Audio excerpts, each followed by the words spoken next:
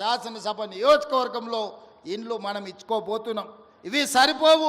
ప్రతి సంవత్సరం సరాసరిగా 4000 ఇండ్లన్నా ఇచ్చి రాబోయే 4 ఏళ్ల 15 నుంచి 20,000 ఇందిరమ్మ ఇండ్లు కొడంగల్ శాసనసభ నియోజకవర్గంలో ఇచ్చి ప్రతి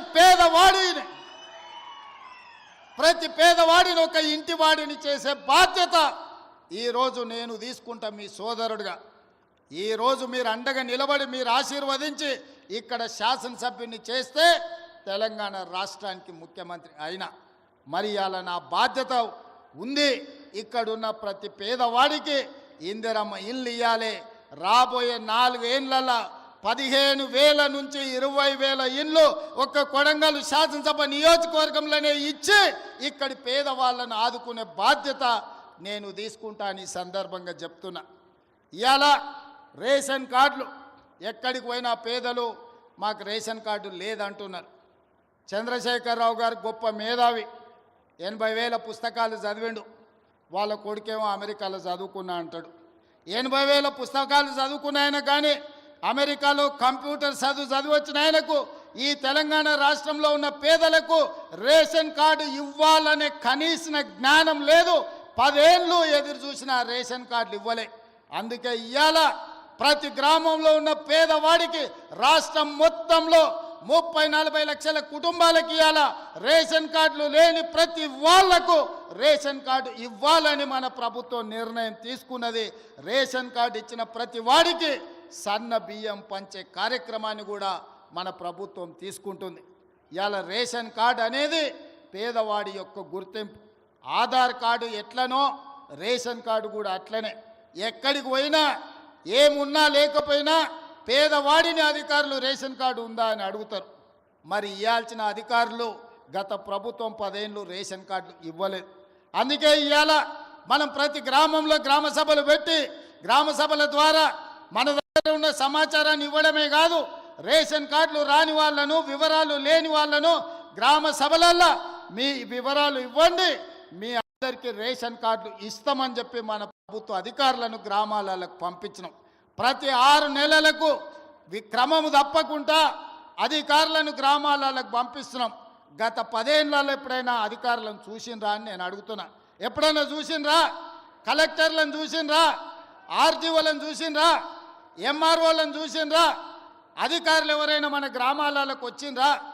ఇప్పటికే 3 సార్లు మనం గ్రామ సభల ద్వారా గ్రామాలకు అధికారులను పంపించి ప్రజల దగ్గరికి పంపించి ప్రజా పరిపాలనలో ప్రజలకు మీరు జవాబుదారీతనంగా ఉండాలి, ప్రజలకు వెళ్ళి వివరించండి అని చెప్పి ప్రతి అధికారిని గ్రామ బాట పట్టించినాం. గతంలో పని కావాలంటే ఫామ్ హౌస్కు పోవాల్సి ఉండే, కానీ ఇప్పుడు ఆ విధానం మార్చినాం. ప్రజల దగ్గరికే అధికారులను పంపించినాం, ప్రజల దగ్గరికే ఎమ్మెల్యేలను పంపించినాం, ప్రజల దగ్గరికే మంత్రులను పంపించినాం, ప్రజల దగ్గరికే ఈరోజు ముఖ్యమంత్రి కూడా వచ్చిండు. ప్రజలే రాజులు, ప్రజలే పాలకులు. ప్రజల దగ్గరికి ప్రభుత్వ అధికారులైనా మంత్రులైన ముఖ్యమంత్రులైన ప్రజల దగ్గరికి వెళ్ళాల్సిందే, ప్రజల ముందు నిలబడాల్సిందే అని మన ప్రభుత్వం వచ్చినాక మార్పు తీసుకొచ్చినాం. అందుకే ఇవాళ చీఫ్ సెక్రటరీ నుంచి మొదలు పెడితే రాష్ట్ర స్థాయిలో ఉన్న ప్రతి అధికారి, జిల్లా స్థాయిలో ఉన్న కలెక్టర్లు, హౌసింగ్, రెవెన్యూ అన్ని డిపార్ట్మెంట్ల అధికారులు ఇవాళ చంద్రవంచ గ్రామానికి వచ్చిన ఒక మారుమూల ప్రాంతంలో అంటే ఇది ప్రజల కోసం తీసుకొచ్చిన మార్పు, ఇది ప్రజా పరిపాలన. అంటే ఫామ్ హౌస్లో ఉండి గడిలలో బండి ఈరోజు 10 ఎకరాలలో భవంతులు కట్టుకొని పరిపాలన చేస్తామంటే కుదరదు. ప్రజల దగ్గరికి వెళ్ళాల్సిందే, ప్రజలు అడుగుతారు, ప్రజలు కడుగుతారు, ప్రజలకు జవాబు చెప్పాల్సిందే అని చెప్పి ఇవాళ ప్రభుత్వాన్ని ప్రజల దగ్గరికి పంపించినాం. అందుకే రాష్ట్రంలో ఉండే అధికారులు మొత్తం ఇవాళ కొడంగల్ శాసనసభ నియోజకవర్గం చంద్రవంచ గ్రామానికి వచ్చిందంటే ఇది ప్రజా పరిపాలన. అంటే ప్రజల దగ్గరకు వచ్చి ప్రజల చేత ప్రజా సమస్యల్ని పరిష్కరించి ప్రజల చేత విజ్ఞప్తులు తీసుకొని పరిష్కరించడానికి అధికారులను ఈరోజు పంపించినాం.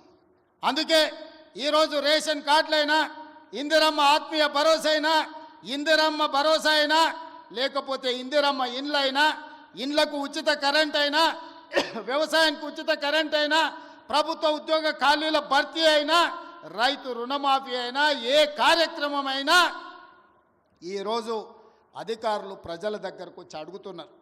అక్కడక్కడ కొంత గందరగోళం సృష్టిస్తారు. అధికారులు వచ్చిందే మీ వివరాలను సేకరించడానికి.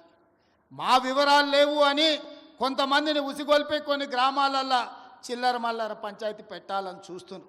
నేను ఒకటే విజ్ఞప్తి చేస్తున్న, తెలంగాణ రాష్ట్రంలో ఉండే దాదాపుగా 12,000 పైన గ్రామ పంచాయతీలలో జరిగిన గ్రామ సభలల్లో పాల్గొన్న వాళ్ళకు అధికారులే మీ దగ్గరకు వచ్చింది. అధికారులు మీ వివరాలు రాసుకుంటారు. అధికారులు మీ వివరాలు తీసుకొని మీ సమస్యల్ని పరిష్కరించడానికి వచ్చినప్పుడు మీరు ఆ అధికారులకు పూర్తి స్థాయిలో వివరాలు ఇవ్వండి. మీ వివరాలన్నిటినీ కంప్యూటర్లో క్రోడీకరించి మీకు అందరికీ సంక్షేమ పథకాలు అమలు చేసే బాధ్యత ఈ ప్రభుత్వం తీసుకుంటుంది. ప్రజలకు జవాబుదారీతనంగా మేము ఉంటాం. ప్రజలు అడిగే ప్రశ్నలకు సమాధానం చెప్తాం. ప్రజలకు సంక్షేమ పథకాలను అమలు చేస్తాం. ఇది రాష్ట్రం నలుమూలలా మీరు గుర్తు పెట్టుకోండి. చెప్పింది చేసి చూపించే పార్టీ ప్రభుత్వం మనది. తెలంగాణ ఇస్తామన్నాం, తెలంగాణ ఇచ్చినాం. 2023లో మనం అధికారంలోకి వస్తామన్నాం, మనం అధికారంలోకి వచ్చి చూపించినాం. ఇవాళ అధికారంలోకి వచ్చిన మనం అభివృద్ధి కార్యక్రమాలను, సంక్షేమ పథకాలను అమలు చేయాల్సిన అవసరం ఉన్నది. అందుకే నిరంతరం మేమందరం పనిచేస్తున్నాం. మీ ఆశీర్వాదం ఉండాలి. ఇవాళ మీరు ఒక్కటే ఆలోచన చేయండి. కొడంగల్ శాసనసభ నియోజకవర్గం ఈరోజు రాష్ట్రం మొత్తం అభివృద్ధి కార్యక్రమాన్ని భుజాల మీద వేసుకొని, ఒక పక్కన గోదావరి నది జలాల మీద కట్టిన కాళేశ్వరం కూలిపోయినా, ఈసారి దేశం మొత్తం మీద కాళేశ్వరం కూలినా 1,56,00,000 మెట్రిక్ టన్నుల వరి ధాన్యాన్ని పండించి 500 రూపాయల బోనస్ కూడా ఇచ్చి ఇవాళ రైతులను ఆదుకున్నాం. 10 ఏళ్ళైనా పాలమూరు రంగారెడ్డి ఎత్తిపోతల పూర్తి కాలే. 10